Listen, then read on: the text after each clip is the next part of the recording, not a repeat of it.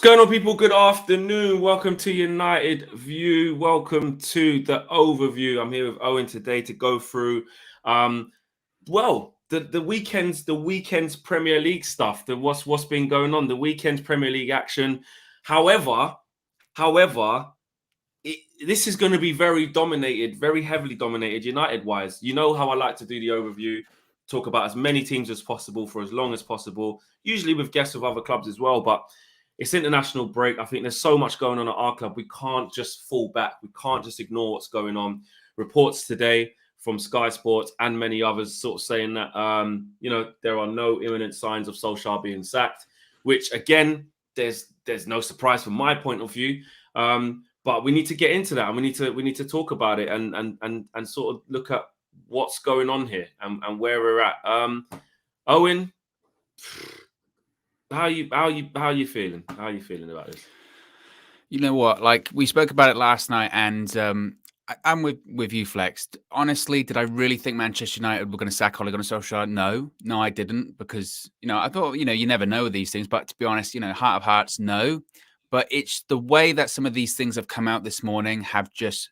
I mean, I sent you a message off the air. Like, it's riled me up massively. Really riled me up massively because. So when the report came out from Sky, I got it in front of me. I want to get my facts right here.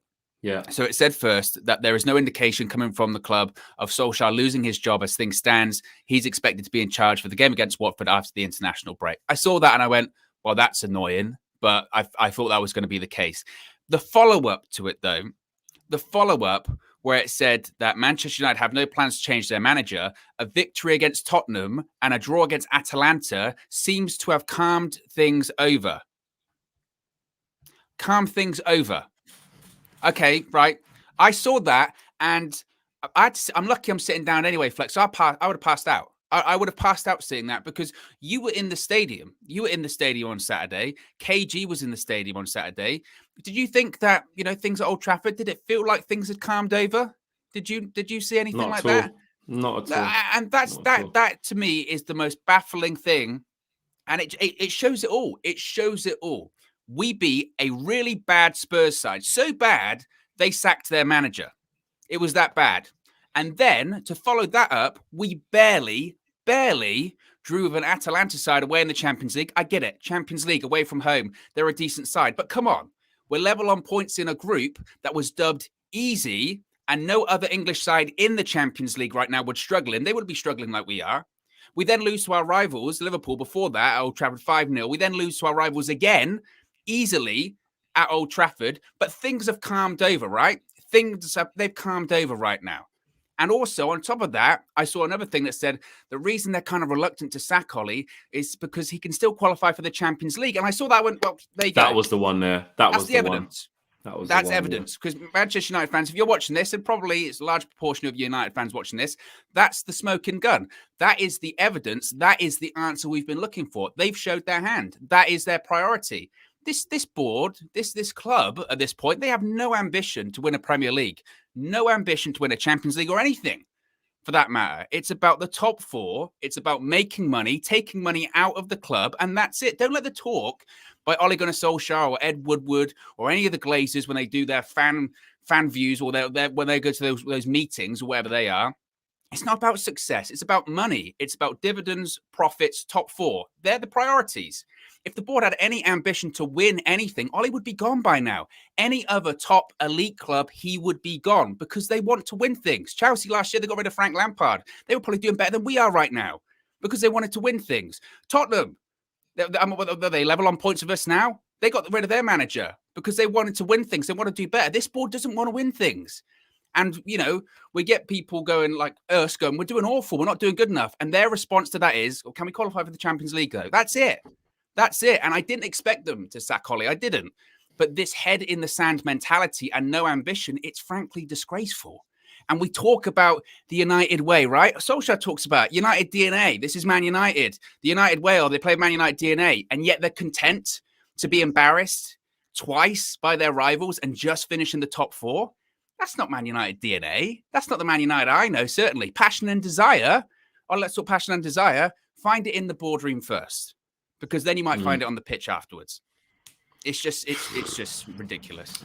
It's shocking, really, because I think the quote that was David Ornstein's one, which was a quote tweet from him. This is earlier this morning. It said compensation owed to Solskjaer and his staff is unlikely to figure prominently in Man United's thinking. Basically, it's not that we ain't got the money to pay them off. So you're basically saying we're not worried about how much money we need to be able to clear the books and clear out the staff. That's not one of our issues. Okay, cool. So do it. That's the first thing. There is a sense they ideally want to get to next summer and are reluctant to fire him while they are still in contention to qualify for the Champions League. And that there was very damning. And when the domestic journalists, ones that are held in quite regard, ones that are close to football clubs, your Ornsteins, even though I know he's very well connected at Arsenal, but very well respected journalist David Ornstein, a lot of links, connections. When people from Manchester Evening News, when people like Simon Stone or whoever else it may be, when they start sort of putting out the feelers of, this is what's going on at the club, they've been briefed.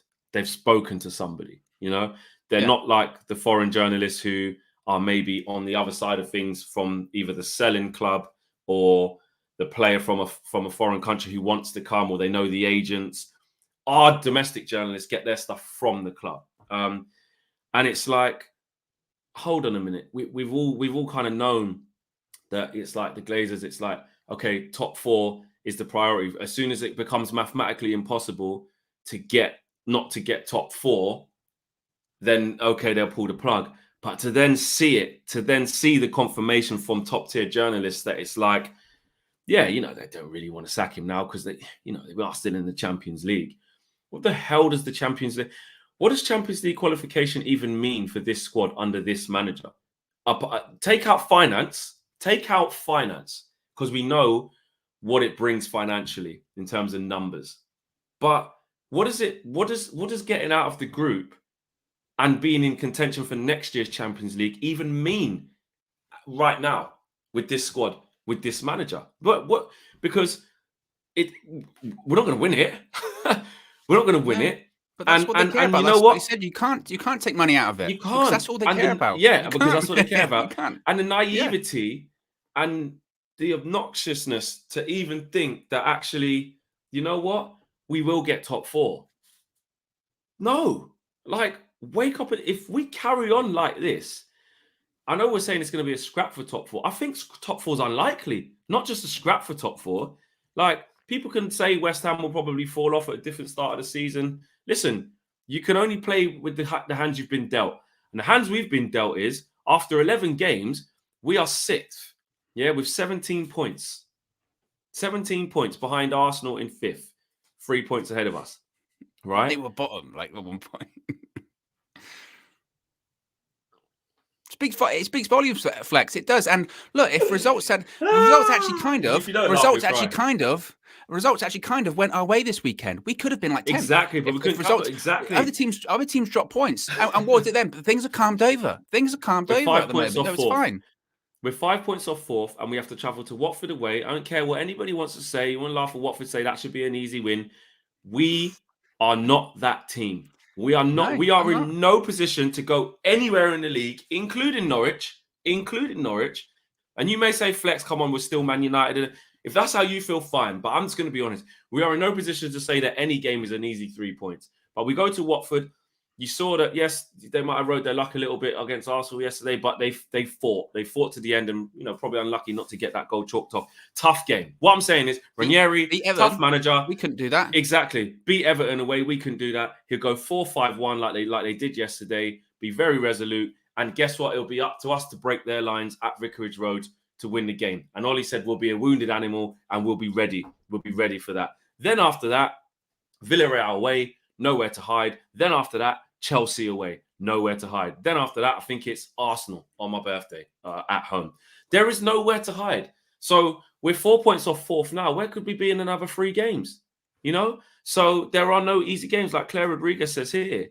Claire says, facts, we have no easy games. No one is even afraid to come to Old Trafford anymore. Exactly. So the naivety and the stupidity in the board to say, we're still in this, so we just want to wait a little bit longer because we're still in the Europa League. We will be in Europa League. we were still in the Champions League. We still want to try and get fourth. But really, it does go back to this, though. There is no plan. There's no plan. And this is where, I take my anger out of it, because it is their fault. It is their fault there's no plan. But the fact there isn't any plan, bro, who do we go and get right now? That's a massive issue. Anyone, show some ambition. Go to Ajax and say, guess what? We're Manchester United. Guess what? If we don't have any, it's not the money problem that we need to sack Ole Gunnar Solskjaer.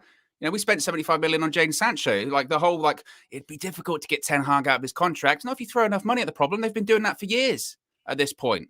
You know, and if you, again, it goes back to show a bit of ambition. Oh, I'm not sure if we're going to be able to get anyone, or I'm not sure if we're going to be able to get them out of their contracts, whatever. If you had a bit of ambition and a bit of drive and a bit of self-belief, like, guess what? We are still a big club, you know, but they care about the big brand. They don't care about the big football club. Again, it comes down to ambition. There is none. There is no ambition. I mean, you said take finances out of it. You can't, because that's all they care about. They've never taken finances out of anything in their life. The only finances they've taken out is the finance out of the club. That's all they do. And again, when you see stuff like this, again, it comes back to, like, I've seen quite a few people say this recently. I think Saeed said it on one of his fan views or whatever, when he said, like, it's bigger. It's bigger than Ole Gunnar Solskjaer at this point, isn't it? 100%, because, yeah. He like said that after Liverpool. Before, it's beyond Ole and Ole out. It's not. Yeah, you mentioned, like, it's like when you look at, like, if we did get rid of Ole, which we're not going to now, but if we did get rid of him, who would you bring in? Carbon copy. Because that's what they're looking for. And this other thing that comes out as well of them going, well, it's a bit difficult because Ed Woodward's leaving at the end of the year, blah, blah, blah. I don't care if Ed Woodward's leaving at the end of the year. That is, not sound like Roy Keane, but that is his job. His job is to make sure that Manchester United is successful, not just financially, but on the pitch as well. And I know people go, well, they don't really go hand in hand. Eventually they will. That's what they skirt on. They skirt on. Man United have been successful for however many years, 20 odd years, and they've got this rich history, Matt Busby and all this kind of stuff, right? They skirt on that and they play on that, and we make loads of money because we're this big global brand. But eventually this mindset of we don't really need to be that successful on the pitch because we're Man United, everyone knows who we are. Eventually it will catch up to us. It's already starting to catch up to us, because eventually we won't be able to ask for the biggest sponsorship deal, because they'll go, why would I want to have my brands, you know, advertised on Manchester United? Yeah, you're a big brand, but you're not the most successful. You know, eventually it will catch up. But by that point, they've taken the money out. They don't care. And I think it's almost like the reason I'm almost so frustrated this morning is again, I didn't expect Ole Gunnar Solskjaer to get sacked, but it's this blatant mentality of we could care less. We could care less what you think. And every time people get upset, they go, we understand because you're a big club that people are reactionary. This isn't reactionary. How is it reactionary to be upset that you lost 5-0 at home to Liverpool and then your next home game you lost 2-0 and it could have been 5 or 6-0? How is that reactionary? Yeah. You know, and all we don't want to be reactionary this season as well. Yeah, exactly. Exactly. I just think it's ridiculous. I think the only thing that's come out of this is, and again, you always want unification in the fan base, not under these circumstances where everybody actually can finally agree that Solskjaer's not the right man. But that is one thing that is, like, almost consistent across the fan base. I've seen very few and far between people who are the most avid Ole Gunnar Solskjaer supporters. And, you know, you should be or should have been over his tenure to want him to do well. I've been speaking to people at the fan views who've been coming to the games. A couple of lads who have come on who have always backed Ole. Always have backed Ole. They've just turned around and said, you know what? I've tried it. I saw that. I saw that guy that was like, I can't really do it anymore. Can't. You know? I just can't do it anymore. There's people like that. There's people that have been saying this since 2 years ago. There's people who've just saying it now. It doesn't matter. But I think one thing is that we're all unified in saying, okay, the best will in the world, it's just not going to happen for Ole.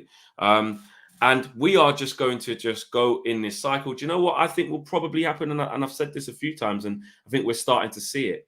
And Ole kind of hinted at it, which again shows the mentality and the reassurance that he's been made.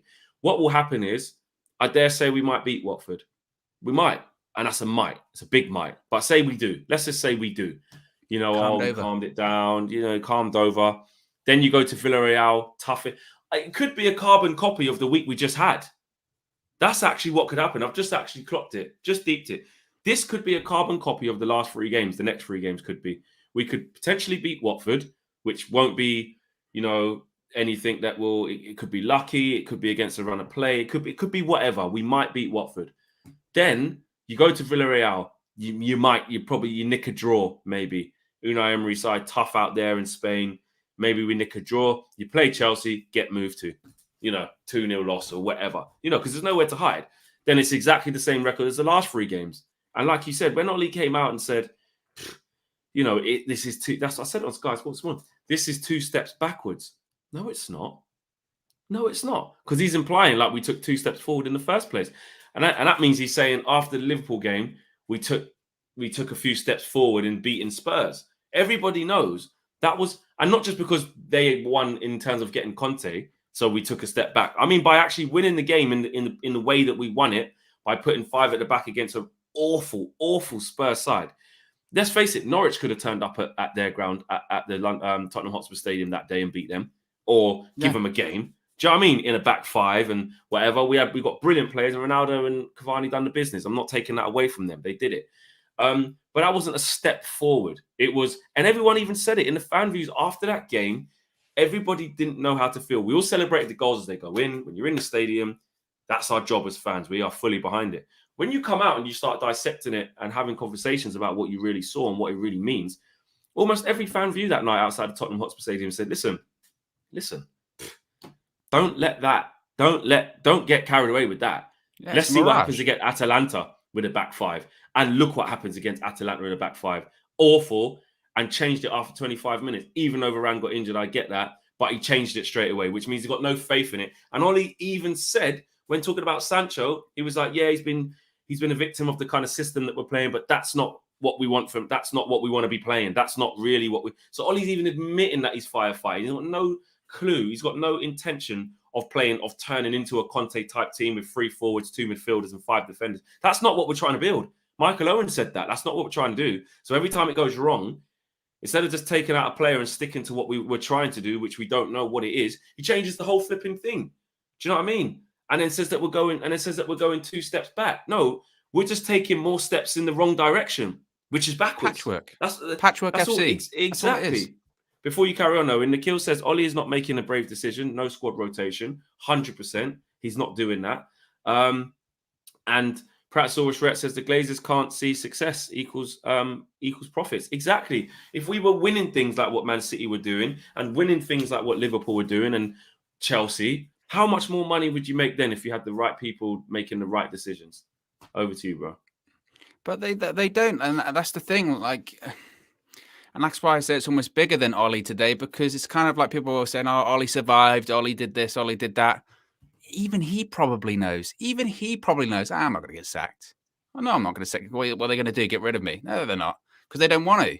And they said after Mourinho, the board went, "Oof, we don't really want to be dealing with those kind of people again that are going to push back to us." So they've got this structure now in place that they've built, with their new director of football and technical director and this guy, managing director and all this kind of stuff. They've got their little corporate circle, and that's all they care about. And they'll go whenever they have their quarterly calls. They'll talk about how successful Manchester United are in terms of revenue. We got this new sponsor. We got this new sponsor on the side of our shirt. We got this new sponsor that goes on our teacups and all this kind of stuff. Oh, it's great. But then when people go, what about on the pitch? Well, we're striving towards, we're making progress. We're realizing the long-term project. What on earth is this long-term project, Flex? I have no idea. Long-term project, pretty damn long-term. It's been nearly 10 years since we won the Premier League. It's pretty long. Yeah. I knew thought that DJ's in the chat saying we needed a manager to come in ASAP. We could potentially lose Pogba, Martial, Lingard, Van der Beek, and even Telles, Dalot, and Bailly. 100% agree with that, DJ. Another thing that is I'm becoming really uncomfortable with now, and that is really starting to piss me off, is that I said it in my match reaction at Old Trafford after the City game, and that is that Solskjaer is now starting to undo anything good that he's done. That isn't his fault necessarily, because, like I said, like we've been saying, the reason he's still there is because of the board. You know what I mean? But whether you say it's Oli or the board or whoever makes the decisions, we're now starting to say, actually, we're gonna be back where we started under Jose, minus the players not really respecting the manager because he's an arse, being an arse to them. Do you know what I'm saying? Like, Oli's still a nice guy, so it's not like, oh, I absolutely hate Oli. Their thing is like, I really like him, he's just not good enough. But other than that, the confidence is shot.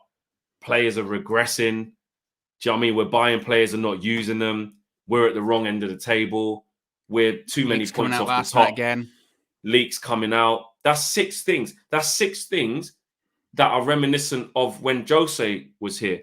And don't get me wrong, the only separating factor between Jose's last little bit at the club and Oli is the man, is the character, is the nice. is the last bit of is that he's nice, isn't it? Is that he's nice? But let's not kid ourselves. Other than that, the style of football, is it better? Probably worse. I don't even think Jose. I don't even think Jose was getting as overrun as this. I mean, it was bad. Do not get me wrong. It was bad, and we had to make the change. But it's like the results were the same. It was actually, what am I talking about? This is worse. Mourinho was gone by now for this type of form. Van Gaal was gone. Yeah. Moyes was gone. 100%. These managers was gone. Jose's last game, Jose's last game at Anfield, 3-1. I remember he played like a back. It might have been a back 5, but essentially it turned into like something ridiculous, like a back 8, like a back 8. There was a picture where it was literally the entire team that's like that, pretty much on the edge of the penalty box. And I looked at that at the weekend when I was watching the United City game, and I saw that it was a flat back 5, no wing backs. It was a flat back 5, and I went, that is not far off, because that's what it was. Flat back 5, not pushing up. That's it. And like you said, what's the difference? There ain't a lot. No, there ain't a lot. There's no Maybe Ollie's on a bit less wages, and they like him a bit. That's it. Exactly. And that for me is actually the most damning thing out of this, because it's all good saying that Ollie's, he's built this up to, he's built a good squad, and I had my even with the squad he's built. Maybe I was being too hypercritical, and we have to see when a new manager comes. I'm sure we'll get a bounce, but I'm still convinced, me personally, there's still certain players in there that Ollie has bought that under another manager I don't think play. I honestly don't. I don't think play. People may say no flex, a new manager gets gets Maguire looking like Maldini, and Wan-Bissaka looking like, I don't know, Cafu or whatever. Or McTominay and Fred, whatever. I don't know, but I've got reservations under that. But one thing I have said about Ollie is that, he's reached the ceiling. He did steady the ship. He did put smiles on faces. He did improve some of the results in terms of, yes, 3rd, then 2nd, great. But if you think about it, the longer he stays now, it's just like untying your shoelace after tying it up, taking it out string by string, and then just unlacing the whole shoe. That's all it is. Like taking it out, because we are going backwards. Do you know what I mean? H Greenman says, hit the likes, you freeloaders, # Ollie out. We've got about 1,100 people watching, man. Let's get the likes up as usual. We've only got like 180 likes. Come on, guys, over 1,000 people watching. Hit that like button. But yeah, I mean, this is an overview show. We've got a lot more to talk about, but I mean, to kind of finish off on the Ollie situation, and I'll let you kind of conclude it. I mean, the rest of this week, do you think, there you go, beginning of the international break, we've had our leaks, we've had our Ollie's going nowhere, and then it's just back to normal. Like you said, it's calm down. It's calm. The thing is, like, my concern is now, and there's always this talk about, like toxic fans, all that kind of stuff. My concern is, like, this is kind of the stuff that is going to make it. Like, there were boos at Old Trafford at the weekend, and there were 100%. People, and there were like Donny van der Beek got ironically cheered when he came on for Fred, and I look at that and I go, you mean to tell me that? I mean, I think the next game's away, so it might be slightly different, but we've got to sit on this for 2 weeks, and it's going to fester. It's just going to fester for 2 weeks. People being annoyed, and more leaks are going to come out, because they will. Journalists got to write about something over the course of the next 14 days. So more's going to come out, more stories are going to come out, and it's just going to fester. And this is where it's going to get bad, I think. And that's concerning for me, because it shouldn't, because the obvious decision is there, and the board are just refusing to take it over, I don't know, stubbornness, money, lack of ambition. They can't be bothered. Ed Woodward's leaving, or we've got to focus on his leaving gift and all that kind of stuff. I don't know. Honestly, I don't know. And that is my concern, because you can see the reaction in the free seats there. You can see it on social media. There aren't many, apart from if your name's not Gary Neville, nobody else is going, oh, good decision, all that kind of stuff. Nobody else is saying that, apart from Ollie's mates. That's it. Because everyone else wants Man United to be successful. And this is the thing. Ole Gunnar Solskjaer, ultimately, he wants Man United to be successful. He can come out and say what he's saying to the media, but he knows. He knows deep down. He knows that like this isn't good enough. And if he doesn't, then even that speaks volumes even more. So, like we said before, I mean, to wrap it up, nothing's going to happen, obviously. I mean, you never know with this board. Was it with Van Gaal and Moyes and Jose, they get back to then like by Wednesday, they're gone. So you never know. But I'm kind of over, hoping, because it's the hope that kills you ultimately. Yeah, it is. It is the hope that kills you. And I've got no, belief that Ollie's could be gone anytime soon because, one, like you said, financially of what we're talking about, I think he in true Ollie fashion, we scrape it out of the group. Might even finish second. Do you know what I mean? Because I don't think we'll beat Villarreal away from home, but I think we'll beat Young Boys at home. So depending if we lose, imagine we didn't. What's the next? We don't get out of the group. If we don't get out of the group. Oh, yeah. But I mean, like, imagine we lose to like Young Boys at home or something, or we draw. We just draw our next couple of games in the Champions League, which is a realistic possibility. Don't get me wrong. You could absolutely see us going to Villarreal, either losing or drawing, and then drawing at home to Young Boys. You could absolutely see that happening, which is crazy to say, but it's kind of that's what it feels like at the moment. You're going, okay, we got embarrassed against Liverpool, we got embarrassed against City. What's the next one? What's the next embarrassment you've got for me? Is Chelsea, it probably. yeah, or is it Chelsea? Is it losing?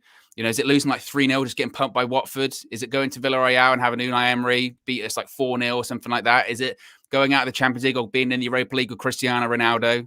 Because it feels like that's what it is. What's the next one? Like, what's the next one that's going to embarrass us? Because it's coming. Yeah, it's coming. It is, and like you said, it could be Watford, it could be Chelsea, it could be Arsenal, it could be Villarreal away. It feels like we are always round the corner from more bad results because of the lack of momentum that we've got and where we're at right now. Do you know what I mean? 1,200 people watching and rising. Amazing for this time of the day, guys. Smash a like on the video if you lot haven't done that already, and subscribe if you're new. I think we can hit 87K now. So yeah, if you haven't subscribed, make sure you do. We're on 86.9. It'd be nice to hit 87K by the time we finish this video. 100. Yeah, road to 100K, man. That's one good thing to come out of this year. It's an amazing community we're building here on United View, 100%. West Ham, Liverpool, man. West Ham, Liverpool. I mean, yeah. West Ham. I said yesterday that it was a bit of a manual on how to beat Liverpool, and someone said to me, United fans said, "Oh God, crikey, we don't want to be playing like that, 30% possession and da da da." No, I'm not saying that. Exactly. I'm not saying that I want to play like that all the time, but would I have taken that over the United DNA 5-0 loss, running around like madmen, not knowing what to do, versus tuck in, play to our strengths, be brilliant from set pieces, counter attack 4 hours through, perfect game plan, frustrate Liverpool for large parts, and they opened them up. Yeah, they got people going to say the thingy should have got sent off Cresswell. People are going to say that could have been a foul on Alisson. I don't think that at all. But even away from that, Liverpool, yeah, they huffed and puffed, lacked that X factor from their forwards, and West Ham pounced on them. That second half, the second half of the second half, last 20 minutes, 15. It was a great game. 20. It was. West Ham were cutting them open at will. Do you know what I mean? Yeah, atmosphere was rocking. Perfect atmosphere was rocking. Perfect game plan. Yeah, atmosphere was rocking as well. Yeah, you look. It's just I put out a tweet afterwards, a picture of Ed Woodward standing next to David Moyes, being like, "All right, Dave, it's Ed. Fancy a chat?" All that kind of stuff. Because it's another just South Own on Man United, but not that I was ever David Moyes is the right guy. But I think you do have to give him credit though, because we have this weird thing in this country. I think when it comes to managers, in that if you fail, that's your career done. You know what I mean? If you get relegated, that's it. You can never come back from that. One failure, that's it. And it's not really like that in other countries. Rafa Benitez has been relegated before. He was not just with Newcastle, but he was relegated early on in his career in Spain. I don't know. I think Conte, I don't know if he might have been as well. But you know what I mean? Like, managers have failures. But in this country, we're kind of like David Moyes went to United, didn't work out. He wasn't the right man for the job. But he goes to Real Sociedad, again, don't really work out. Different country, maybe shouldn't have taken that job. Goes to Sunderland. Sunderland, look what happened to him post David Moyes. The fact that some people were able to keep him up is a miracle for that long. And we're kind of like in this country, like if you fail, that's it. Oh, you're terrible. You can't come back from that. And Yeah. mate, David Moyes had the West Ham job the first time round, and even then they went, well, Did you're well. still David Exactly. Moyes. You're still David Exactly. Moyes. We'll get Real someone else Sociedad in. wasn't good, struggled, and it looked like he was going into the footballing abyss, you know, and to Exactly. show And that now he's come character. back. Exactly. Yeah. And look, that West Ham side, and they played well last season. Everyone sort of went, well, you know, one season they kind of fell off towards the end. I'm telling you, like that wasn't like yesterday. That wasn't long ball football or anything like that. They played good stuff. Yeah. Do you think? Really good stuff. Do you think, you know, West Ham sit third now? You know, 3 points off Chelsea in first. It's 11 games. It's still early in the season, but it's getting to that bit where it's like you start to stop saying it's early in the season. Like we're on our way to Christmas. Do you know what I mean? Yeah. So that whole early in the season gets less and less. I still don't think they'll get top 4, to be honest with you. I was going to say, do you think they can gate crash a party? No, I don't think so. And look, I might be wrong, obviously, but it's just it's a bit like, you know, like Leicester and all that kind of stuff, where once we get to like March, April, and the pressure really starts to kick in, that's when you really it starts to separate of people that are used to that kind of pressure and those that aren't. Leicester, look, let's face it, last 2 years, they should have been in the Champions League. I think it's some ridiculous that they spent longer time in the top 4 than anyone else. Yeah, it's crazy. They're literally in it for a long time. In there. And they weren't in there. And even last year, you know, West Ham, they were holding on to like 3rd or 4th for a while, and they kind of just dropped off towards the end. Maybe that is different this year. Maybe last year's experience will help them. But, you know, you just can't argue. Like, they deserved to win yesterday. And I think Alisson had a poor game, which was surprising for him. He did. But even in fairness, like, you know, I wouldn't say Liverpool played awfully. West Ham were just better because they're a good side. I find it crazy looking back at it as a United fan. I'm like, we beat them. But look at how we beat them. I know, David De Gea, and just, you know, it's crazy. It wasn't a routine individual brilliance. Ronaldo, Lingard, De Gea, done. 100%. It was that game was unbelievable. And to be fair, I'm so glad we've played them there this season and just got out. Like, because if they were in our run coming up, you know, they're not a team that you want to play against. Even if they're coming to our place, to be fair, it doesn't matter. But you definitely don't want to be going to them. We're nearly at 500 likes. Let's push over that. We are nearly at, you know, 13, 14, 1,500 people watching. We got to do way better on the likes, guys. So if you've just joined us, make sure you don't forget to hit the like on the way in. And for Liverpool, before we move on, a little bit of a blip. You know, that's Brighton that they dropped points against, and now West Ham. Doing okay in the Champions League. 25 games, wasn't it? First loss in a long time. Klopp obviously blaming everything under the sun because he's a sore loser, because he hasn't lost in so long. But that's what Sir Alex used to do. That's the thing as well. Like, when people go, like, I'll say, like, Klopp's the most salty guy in the world when he loses. He's blamed the rain, wind, grass, earth, wind, fire. You know, it's not September anymore, but he might as well do that. That's what he does. But in fairness, that's what Sir Alex used to do. Sir Alex used to come out after the game, blame everyone. 4th official, referee, Ashley Williams kicking a ball into Robin Van Persie's head, trying to kill a guy. That's what Sir Alex Ferguson does. Trying to kill him.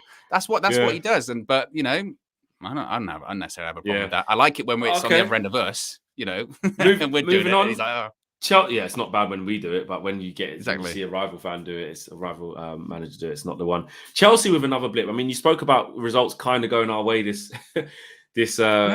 weekend, but we were completely in no mind to even look at it in that way.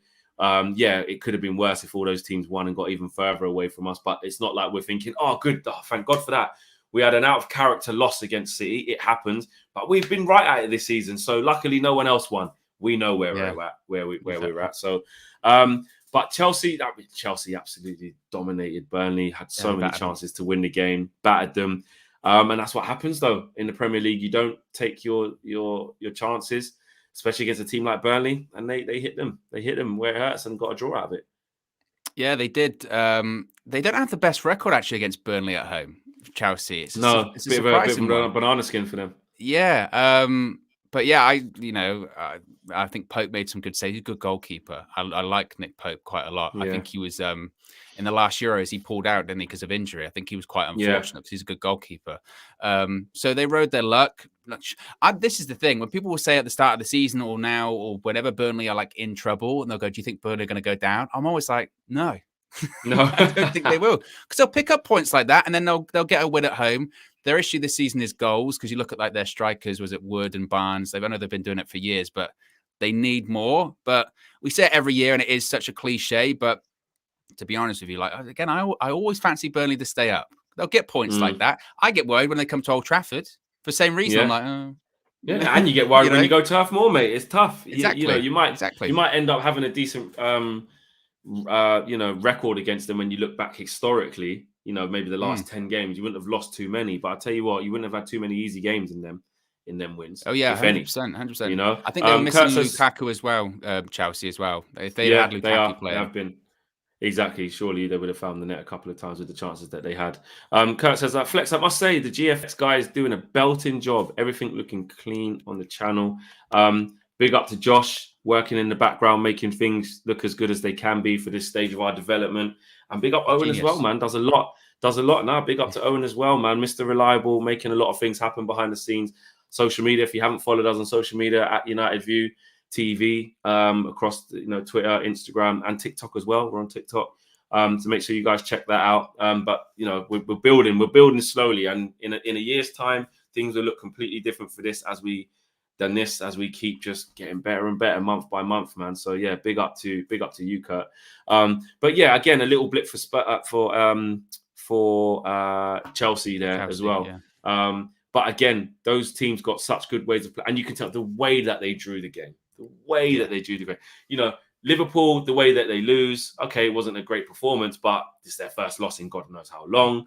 Exactly. And the way that it was a smash and grab from Burnley, that happens. You look at City the week before against Palace, it happens to the best. Best. So yeah, there you go. Moving on, Antonio Conte's first game. I feel like this weekend was a weekend of wake-up calls for a lot of fan bases. Not ours, because we just know where we are. It's just a slap in the face of reality. Yeah, that's just a normal, because we know we're shit at the moment and will be under what's going on. But it was a wake-up fan for Spurs to just remember that you still got the same crap players, no shots on target, and it's still going to take. It won't be a shock to Antonio Conte. He's still got to take time with his team. And it was obviously a shock to Liverpool. It's a shock to other fans, about West Ham. Just a weekend of kind of a few shocks, Palace, going from strength to strength. But Everton against Spurs 0-0. How did you see that? It was quite dull, wasn't it? They had the red card for, was it Holgate? And it was a red. It definitely was a red.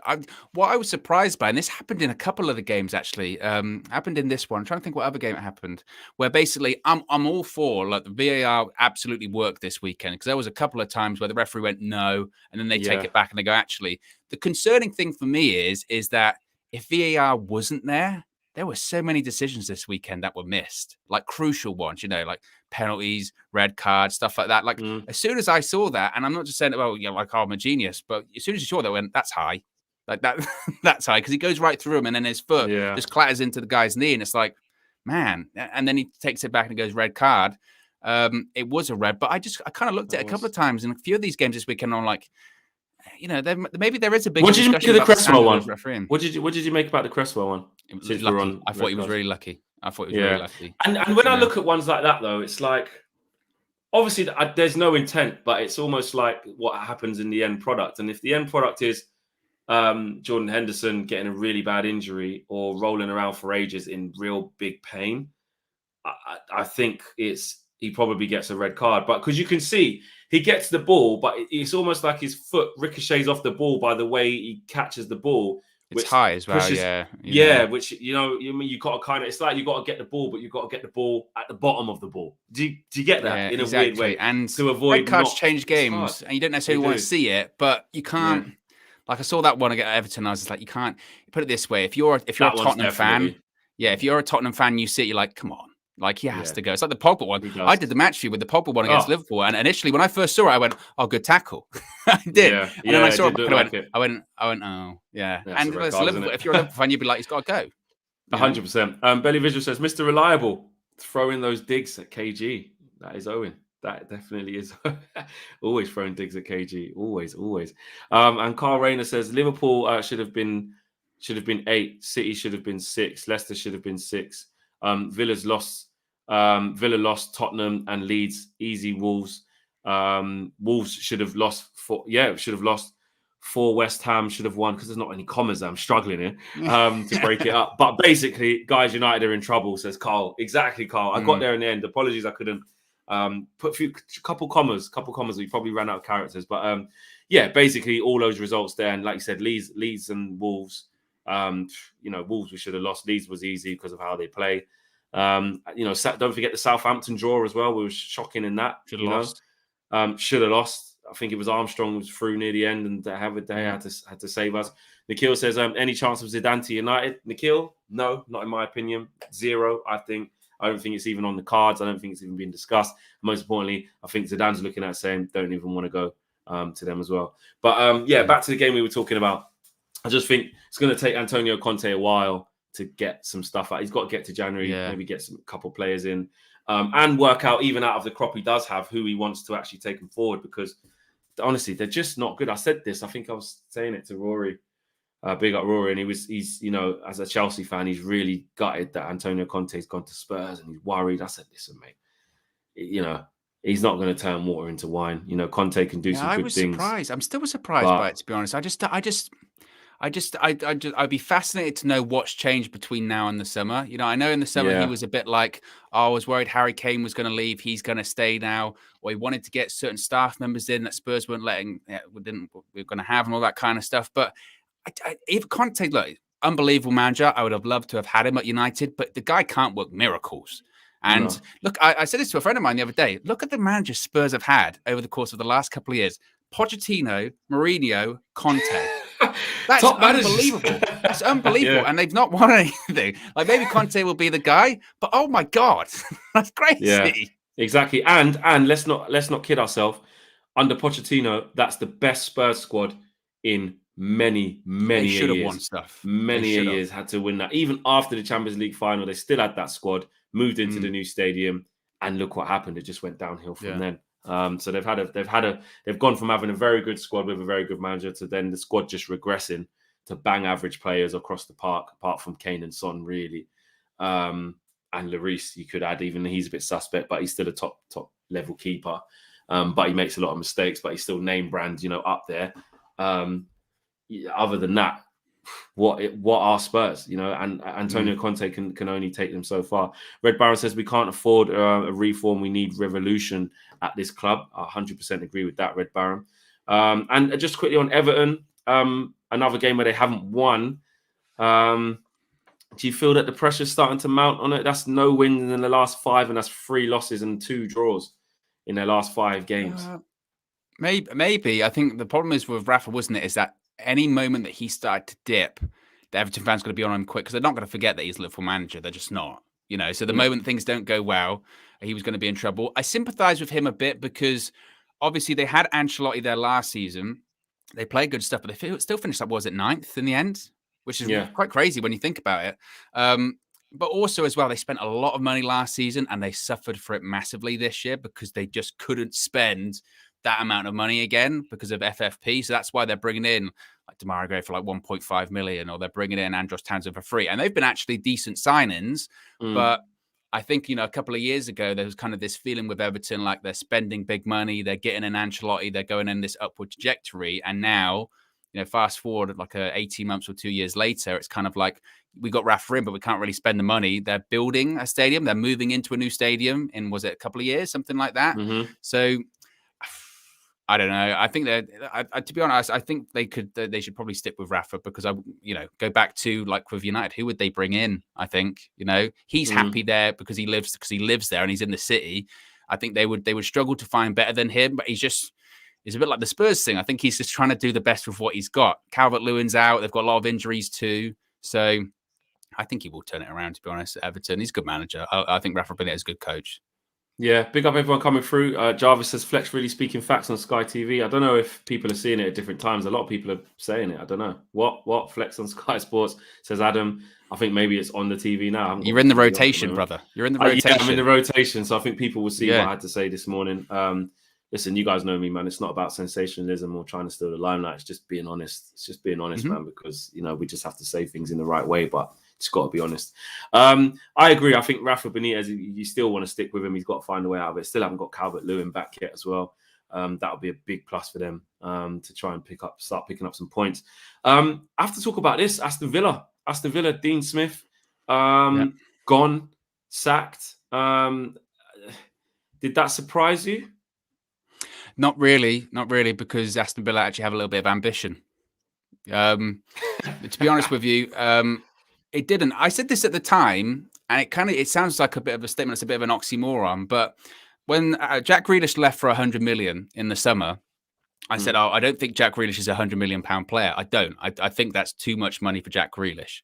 But this is what's crazy about it. He's almost worth more than 100 million to Aston Villa, in the sense that without Jack Grealish, there is a discussion of, can Aston Villa even stay in the Premier League? Which would argue then he's worth more than 100 million to Aston Villa. And the question was, can they replace him? I think they recruited well, but obviously the answer is no. They can't replace Jack Grealish, because, and it was like it over the last few seasons when they've been in the Premier League. When Jack Grealish didn't play, they lost. Jack Grealish isn't there, they're losing. So even with the players they brought in, you can't overlook the influence that guy had on that team, which is funny. Again, it sounds like an oxymoron, but Jack Grealish, I don't think is a 100 million pound player. But if anything, he's worth more than that to Aston Villa, because if they struggle to stay in the Premier League, that's way more than 100 million. As far as who would go in to replace him, there's been rumours, isn't there, like Steven Gerrard. I don't necessarily think it will be him, to be honest with you. I think he'll probably stick with Rangers for another season, get another trophy under his belt. But if they come knocking, though, I don't know. He's odds on. If they it's a big club. I feel like I heard some Jamie Carragher's comments on whether Gerrard would go there, and I do agree with him. I think ideally, yes, he, like you said there, it's halfway through the season. He's won the first league title there, and God knows how many years. Is it 10 years, 9 years? I can't remember what it was. After the Celtic dominance, he's in a good position to do it again, because Celtic are on their asses and he's doing really well with Rangers. Then get 2 titles under your belt, maybe a Scottish Cup as well, whatever, and then go. But Gerrard, I think, will have the fire in his belly saying, Aston Villa is a huge club. I'm inheriting a good squad. And actually, I don't think he'll get a team bigger than that in the next couple of years. I mean, he obviously wants to probably hold out for the Liverpool job. Klopp's not going anywhere. Rather than take over someone like a Norwich, where Lampard's now linked with, that's a perfect opportunity. It's actually exactly what a drop off. But that's what I mean. So unless he tries to hold on and say, the Newcastle job he distanced himself from, no, that's not going to happen. I just feel like he would have to take that. If Villa really want him, I think he has to take it. Because it is a tough one. It is a tough one. The thing is, it is a big job. And even though, like I said, with the Grealish thing, they did buy well. I thought, Danny Ings, Bailey's a good player. They do have players there. I just think it will be tough, because I think the biggest thing with him will be like, for instance, for like the Liverpool job, is there want to be this sort of evidence that he can win things. And I get like the Scottish League isn't what it was, but if you can go, well, I won 2 things in Scotland, is he going to go to Aston Villa and win things? Probably not. I don't know if I don't know if I'm just making this up. I feel like it's some kind of anniversary of Rangers this year as well. Not that factors into things, but I don't know. It is a tough one, because I think he'll be having these same kind of dilemmas of being like, that's a big job to turn down. And maybe at the end of the season, who knows if a job that size is going to be available, So it will be a tough one. Other ones they were saying, like Roberto Martinez, I think would be a decent sign. It's funny though with him, though, because he did obviously club level's a bit weird.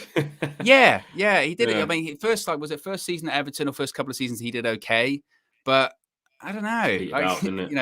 It's arguable with Belgium as well. Has he actually done a good job? I mean, I know they got to like semi-finals and all that kind of stuff, but with the players that he's got there, I think a lot of Belgians will probably say, actually, we expected to be winning stuff, like maybe actually being in a World Cup final or whatever, and just Yeah, because it's the same thing at Belgium with that golden generation they've got. They're putting the pressure on Martinez to say, well, mate, you've got to try and get something here. We haven't even got to the final with this. Exactly. With this squad. So yeah, I think it's interesting to see what happens there. But I just feel like it did kind of shock me, but then again, it didn't, because like you said, it's about ambition and it's about teams saying, listen, that's 5 defeats on the bounce here. We can't afford to hang around. Southampton with a big win against them. Hassan Hutel under big pressure. So he definitely needed that. Norwich against Brentford. We'll do these ones real quick. Got their first win of the season under Daniel Farke and sacked him. Yeah. It felt like that was definitely that decision had to have been made before the game. It had to. Yeah. And Because fair play to them for not otherwise, abandoning those plans just yeah, because they won. yeah, they must. And again, that does show ambition, doesn't it? Have been like, look, irrespective of what happens, we're going in this direction because even if we win, we can't afford then to lose, I don't know, like 10 games in a row again or whatever, because we'll be relegated. And it is one of the worst starts in Premier League history. And I think everyone has looked at that Norwich side and gone, they're in a lot of trouble. They are the perpetual yo-yo club. And in fairness, a lot of people criticize them for not having any ambition of just being content to go up, go down, not spend a lot of money, keep the parachute payments, keep the club pretty stable. I guess at least it's showing some ambition. As to who comes in, you would think that given what the relationship that Daniel Farke has with the club and what he's done there, they must have someone they think pretty decent lined up, surely. Whether that is Frank Lampard, I just don't know if I can necessarily see that. I don't know. I just don't know if I can. I think that's a bad move to get Frank Lampard there. If that was him, no, exactly. I think he was out of his depth there at Chelsea, obviously with top end players and stuff like that. But the experience to keep them in the league, and not just on Frank Lampard, but just the quality of Norwich's squad, I'm not sure that anybody can come in and save them. I'm not sure about that at all. Arsenal Watford. I watched that game. Watched the whole of the game. Some interesting talking points. Danny Rose put the ball out. Then Watford didn't get it back. For me, then Sarr. I don't know. I'm not just being salty because it's Arsenal. I'm just being honest. Sarr gets fouled. There's nothing. It's a definite foul. Smith Rowe does what he's been doing well though, which is scoring goals. Aubameyang penalty save. Arsenal had chances. I'd disallow goal for offside. So yeah, Watford rode the luck, but they fought. But the goal that was given against them, I think, was extremely harsh. Could be Arsenal fans in here, obviously saying otherwise, but say it as it is. I mean, if that was the other way around, I think Arsenal get that free kick. It's that big club, small club thing, And if it was us, we'd probably get the free kick, and Brighton probably wouldn't at Old Trafford. Well, yeah, exactly. How did you see the game and Arsenal in general? Did you see Ranieri's interview afterwards? Have you seen that? Yeah, I did. Brilliant. Hey, give it the baller back. Yeah. There's no respect. It's true. There's no respect. It's true. Everyone would be fuming with stuff like that. You've seen. I'm not saying this is what should have happened, but when you've seen it in the past where people are like, oh, you should have kicked the ball out, or you should have passed it back, and then they do the kickoff and they just let them score. I'm not going to say that was going to happen yesterday because that never was going to happen. No, but we've seen stuff like that in the past where it was like, we kicked the ball out, you didn't give it back, and it was a foul. Now, in fairness, even if with that goal aside, Arsenal could have and maybe should have scored more goals. The penalty save by Ben Foster is a tremendous save. It really is a great save. Isn't that like 2 penalties though Aubameyang's missed? I mean, he missed one earlier on in the season and he tapped it back in. But it was a great save. Look, Ben Foster gets a bit of stick nowadays on social media with his channel and all that kind of stuff. And put that aside, he played very well yesterday. Very, very well yesterday, He did. Yeah, because when he has a bad performance, obviously, I mean, I do think me personally, in my opinion, I think there's certain aspects of him doing it. I think he's overstepped it. I've said that. Yeah, I think there's certain lines you probably, taking it onto the training pitch. I just don't like it. I just think what it is I think as a fan, as a rival fan, or as a fan not of Watford, you can maybe enjoy some of the content. But if you put yourself in their shoes, you've just lost to, I don't know, Liverpool, like it was 5-0. Then it's the Salah thing. You're talking, you're saying, oh, guess what he said to me? He said about the penalties. And then it was like, you're playing top trumps or football cards with Aaron Ramsdale. I just think, why are you still playing at the highest level? If it was my team, I would be like, I'm not sure about this. It's all right when you're winning. With everything going on right now, can you imagine if Paul Pogba brings up his vlog and then I'm going to put it on the sideline when we're doing it, all this kind of stuff. People would lose their minds. They would lose their mind. I think that's the sort of thing that when you're winning every game 5-0, if a Man City player was doing it, if little old Bernardo Silva was doing a little vlog, then I dare say it would be amazing. There would be hardly any downtimes. Be like, oh, we finally lost the game against Palace, but we'll be back next week. Don't worry. And then you go and beat Man United 2-0 easy, whatever. But do you know what I mean? I think it's just different. But but his performance was good. His performance was good yesterday. Excellent. He got let off the hook a bit with the first disallowed goal where he come running out. I don't know it's what great pushing up flex. It's great pushing up. But he just pushed out to play the offside trap. Exactly. Exactly. But on Arsenal, I do think they rode the luck a little bit, but they did enough probably to win the game in terms of, they're on a good run. I've got to give respect to Arteta. He's settled them down. And even if they're not amazing going forward and free flowing and scoring loads of goals, because Arteta has got them solid and compact as a unit, and that kind of criticism that you always label at Arsenal, which is you can just throw them down and tickle their bellies. They're very soft in the middle. Like, you can't really label that at them defensively anymore. Whether it's a tough game against Leicester, whether it's against teams that they feel they should beat, like a Watford, who will go large spells without the ball, but might test them in a couple of moments. You know, the old Arsenal squad, they're conceding after being on top for ages, not scoring. They'll probably concede an equaliser or concede from a set piece, and they're not conceding many chances. So I've got to give respect to Arteta there. Yeah, and to be honest, look, the biggest sort of praise you can give them is that there's actually quite a bit of optimism around Arsenal for the Arsenal fans right now. If you ask them, they'd be like, actually, probably the best football we've been playing. You know, season didn't start well, but I think they've got, like, isn't it the youngest starting 11 in the Premier League, or the youngest average starting age in the Premier League, or whatever, which is something to build on.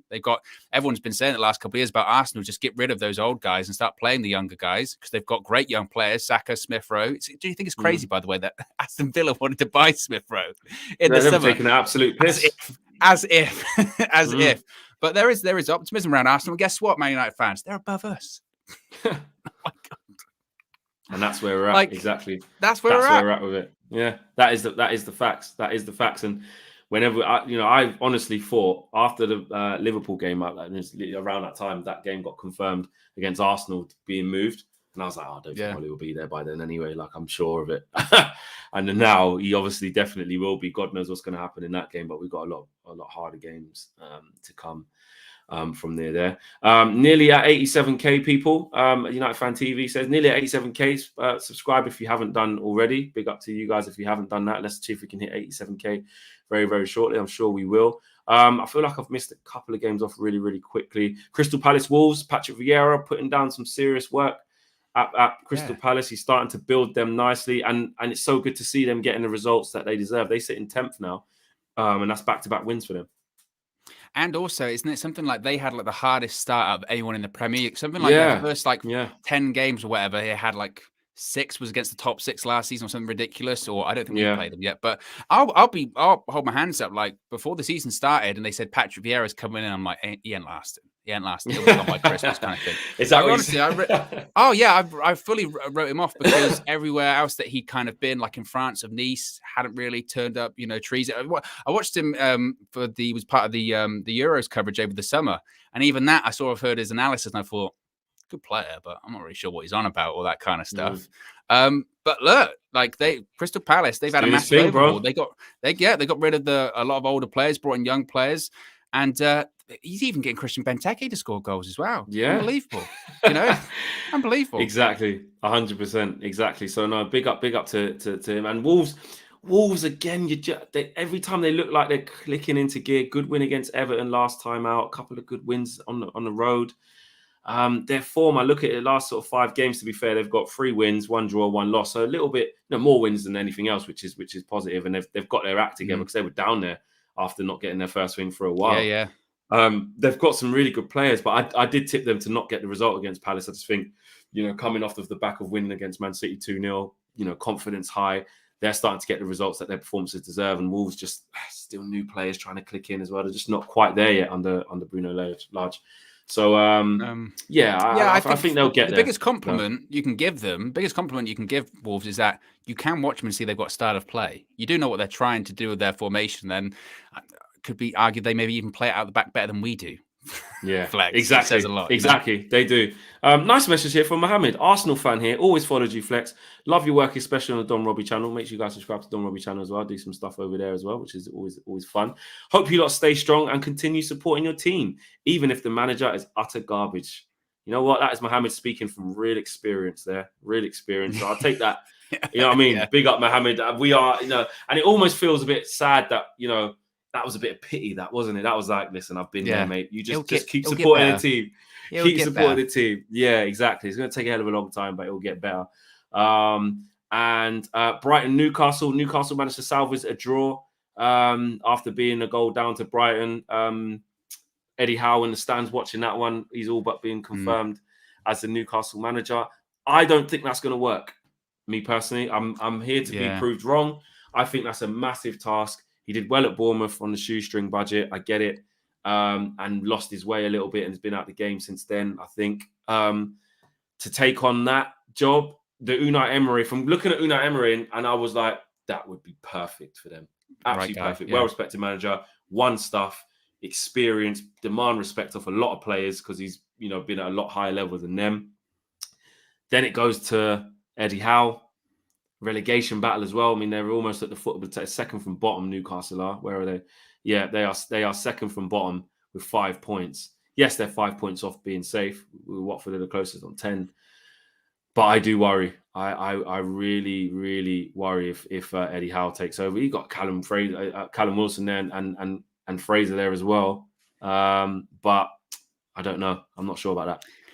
Yeah, I think if I was a Newcastle fan, I would be slightly worried in the sense that it does kind of feel like that Newcastle have all this money, but they don't really know what to do with it. You know what I mean? Like Unai Emery basically came out and said, like, I wasn't against going there. It was just a case of when I spoke to everyone and when they were talking to me, they couldn't tell me what the project was. They couldn't lay out what their vision was or what structure they had in place. Like, this is, and I begrudgingly say this as a United fan, but the thing that City have done really well since all that money came in is they put a real decent structure in place that they could tell you exactly what the vision was, what their plans are, all that kind of stuff. And it feels like everyone they've approached, these managers have gone, right, I'm joining the club in the relegation zone. I need to have some kind of guarantee, or you need to sell me on this project, sell me on this vision, because the money's just not enough. Sell me, how are we going to get out of this? What's your plans? And they're kind of like, well, we'll buy players in January. We'll go for players. It's like, and, what have you got in place? And now with Eddie Howe, like you said, I'm not necessarily sure that's going to work because a lot of people disagreeing in the comments. My thing, what I would say is if he's a good coach, don't get me wrong, Eddie Howe's a good coach, but can, especially now, going into January, because everyone's going to go there, they're going to spend big in January. They'll have to convince players based on money alone because it's Eddie Howe going to be able to convince those players, top players to come in to Newcastle. And then my concern would be if you're getting players in just on money alone, look what happened to QPR when they started buying players like that. Oh, we're going to get in like Basingwa, we're going to get in so-and-so, all these players, and they were just there for the money. And they ended up getting relegated in the end anyway. I'm not saying Eddie Howe can't turn it around. He's a good coach. Lots of clubs have wanted him for over time, but it's a big task. And you watch that Newcastle side and you sort of go, Splashnet says it's sort of like when City hired Mark Hughes at first. It's a process. I agree. I hear that. I agree. I don't think he's the long-term guy at all. No. And Matthew says Newcastle need baby steps, not leaps. So a lot of people saying that. Seedsen says it's definitely going to work. Smart. If they go down, they'll be straight back up guaranteed. I don't know about straight back up guaranteed, mate. It's not. And they don't want to go down. Easy. They did it, and they don't want to go down. That puts them really behind. They can't afford that. Newcastle team and them owners cannot afford to go down. That'll put them back 5 years. Honestly, it would, because they're not even guaranteed to come back up. Dev says, I can't see CR7 in Europa. Imagine we don't hit that. Exactly. I think he'll probably leave if we get Europa League football this year. Chimney K says, Flex, do you guys do you think the Glazers will drag it on long enough for fans to turn on Sir Alex Ferguson and Ollie in Class of 92 to gradually wipe out elite expectation from the club? I don't think fans aren't going to turn on Sir Alex Ferguson. And I don't want to start putting it on to Sir Alex is the only reason why Ollie's there. That Sir Alex doesn't have the definitive say on who's the manager. That's not his job. Yeah, I think that Sir Alex thing was BS every week, to be honest. I think they just used the Sir Alex Ferguson card just to try and win favours because they knew the fans didn't like the decision. Exactly. Oh, Sir Alex wants to give him another chance. Because some people then went, okay, well, I guess. Yeah. But, it was BS. Yeah. Or some people were onto Sir Alex saying, if he's done that, well, I don't think Alex Ferguson had. I think maybe behind the scenes, obviously, he wants Ollie to do well because he's a Man United guy. But I don't think he's there making sure the Glazers don't sack Ollie. I think that's yeah. They weren't like everyone around the table wasn't like, let's get rid of Ollie, and he went, no. He was the only guy. Come on. No chance. Dexter says 2 weeks to get a manager and prepare the team, and the board does nothing. Keeping Ollie now is bigger than turning the club around. 100% agree there. And I think we're up to date with the super chats. And the last fixture was Leeds against Leicester. Real quick. Harvey Barnes scored a great goal. Such a good goal. Instant top bins. What a goal that was. And some different points in there. Disallowed goal as well towards the end. And Brendan Rodgers sort of saying that they may be looking at the wrong freeze frame. And I actually agreed with him when I saw what he meant. what they went off of the offside was after the ball had left Jamie Vardy's head. So yeah, you know, they got done over a little bit there. But Leicester just kind of just going like that, innit, for them. I think it goes to show, isn't it, that, you know, football, like Leicester, it's a bit like Spurs in the sense, like you mentioned about Pochettino. They had their like 5-year period. They had to win something during that time period because they had to move on. They didn't. And because of that, they start to dip a little bit. Leicester, the last couple of years, they had that chance to finish in the top 4 twice. They didn't. And now it's almost like, yeah, they're in Europa League or whatever, but they're suffering because of it. Because maybe things would be a little bit different right now if they had a couple of years of Champions League behind them, or at least 1 year of Champions League behind them. You know what I mean? It just, you have to, when your moment comes, you have to take it. And this season, I don't know, it's difficult to say what's happened to Leicester. Maybe it was because them winning the FA Cup, like they achieved it, or I don't know. I really don't know. I don't think they play bad stuff. Is he necessarily the right guy for the job, Brendan Rodgers at Man United? Maybe that's why he flexed. Maybe that's why they drew yesterday, because Brendan Rodgers verbally agreeing to all that kind of stuff. Yeah, exactly. I don't know. Verbal agreement with Man United, absolutely right. Never gonna happen. Listen, cracking show, man. Really good fun. Obviously, it's a shame that we have to keep talking about the negativity and what's going on, but that's what we do. We talk about what's going on, and at the moment, it's not positive. So international break, Flexing KG show tomorrow, guys, as well. And obviously we'll be having shows, keeping you updated with the latest Manchester United news and happenings as well on the show. Big thanks to everyone who is subscribed and watched today. Also, drop a like if you've forgotten just near the end of the video. If you just joined and you're going to rewatch it, just smash a like on the video before you carry on as well. We are out of here, guys. We'll see you all again very, very soon. Peace.